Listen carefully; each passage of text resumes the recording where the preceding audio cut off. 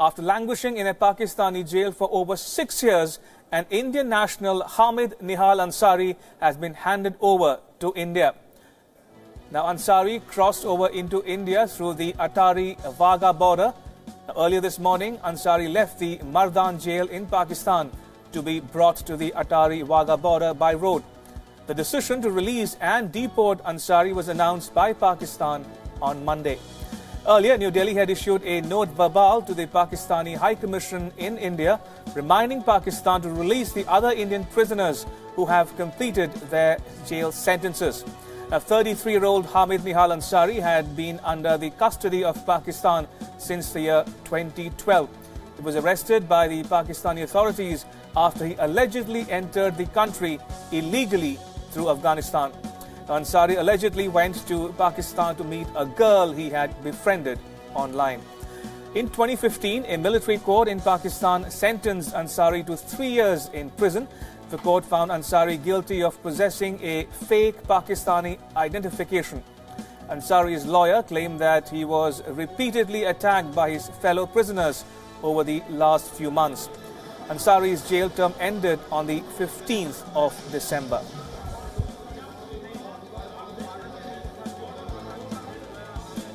Right, so emotional scenes playing out at the Wagah border as Hamid Nehal Ansari finally returns home a free man. These are the scenes from the Wagah border from earlier today after Ansari was physically handed over to the Indian authorities at the Wagah border. Hamid Nehal Ansari bowed and kissed the ground before hugging his mother and his family.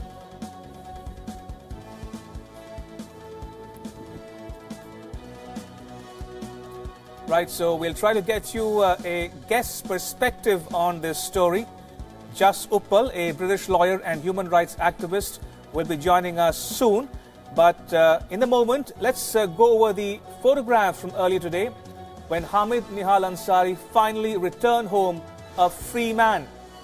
Remember, he was in a Pakistani jail for more than 6 years. And emotional scenes on your screens now as Hamid Nehal Ansari bows and kisses the ground before hugging his mother and the remaining members of his family. These were scenes at the Wagah border from earlier today.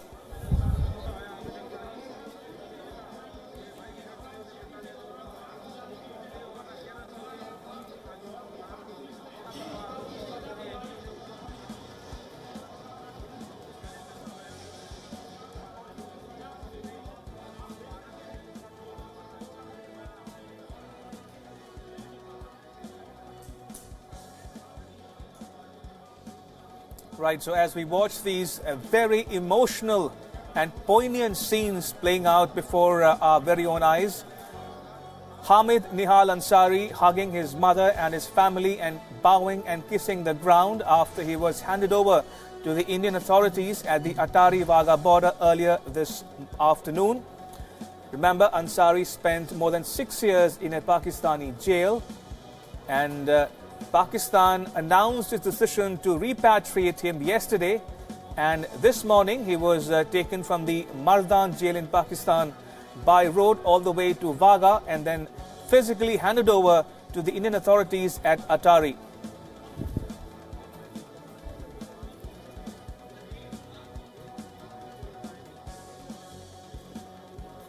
All right, I'm told that Jas Uppal is finally joining us live. Jas Uppal, if you can hear me. Emotional scenes playing out at the Wagah border earlier this afternoon when Hamid Nehal Ansari finally returned home a free man. Your thoughts as we watch these visuals of Hamid Nehal Ansari bowing and kissing the ground and hugging his mother and the other members of his family. Good afternoon. I obviously am very pleased that Hamid has been released and reunited with his family. It's long overdue. This case has been going on since 2012. I was instructed by Mrs. Ansari and Mr. Ansari in March of 2013. So I'm very familiar with the facts of the case and what's been going on behind the scenes. Now, Jas Uppal, you said that you are familiar with the facts of the case. Now, would you one more time debunk this myth for the benefit of viewers who might just be tuning in, that Hamid Nehal Ansari had befriended a lady online and he had travelled illegally to Pakistan, but he is certainly not a spy as Pakistan claims? Absolutely. My understanding is that Mr. Hamid Ansari is the youngest son of Mr. and Mrs. Ansari.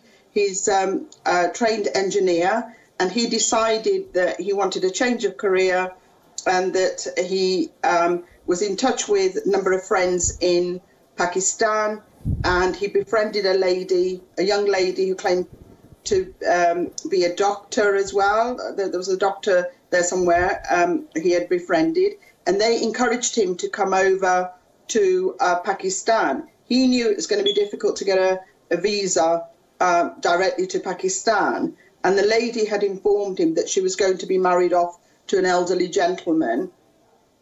So, encouraged by his friends, he decides to go to Afghanistan. He informs his parents that he's going to a job interview, that he was interested in aviation, and he secured his trip to Afghanistan. Once in Afghanistan, egged on by his friends in Pakistan, including, would you believe, a journalist, a Pakistani journalist. Right. And he was allowed access to Pakistan through some, I don't know, some border entry where they felt it was safe for him to enter, unless they colluded with somebody. And they duly took him to a hotel where they got him a room and then phoned the police. The police arrested him, and the police were asked by the intelligence services to hand him in to their custody, to the intelligence people, and where he was no doubt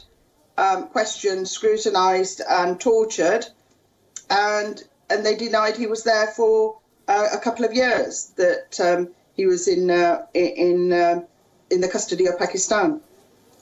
Also, just Uppal, you've been tracking the fortunes of similar cases obtaining in Pakistan. Many Indian nationals continue to languish in Pakistani jails for years on end, in spite of their jail sentence ending.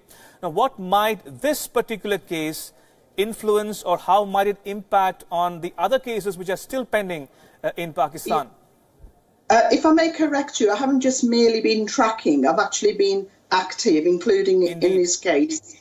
And it's I think what's been happening is that in Mr. Hamid Ansari's cases, and all the cases, including Kulbhushan Jadav's case, they are denied their absolute right, their human right, under the United Declaration on Human Rights, to consular access and independent legal advice. So for months or years, they would deny that the person is in their custody. Once they've been caught out, then they refuse them access to a consular access and independent legal advice. So there's a pattern to these cases. They think nobody knows, and unfortunately, the authorities do not put enough pressure on them and remind them of their duties to provide consular access and independent legal advice. So no matter how many requests they make, I know, for example, in Hamid's case,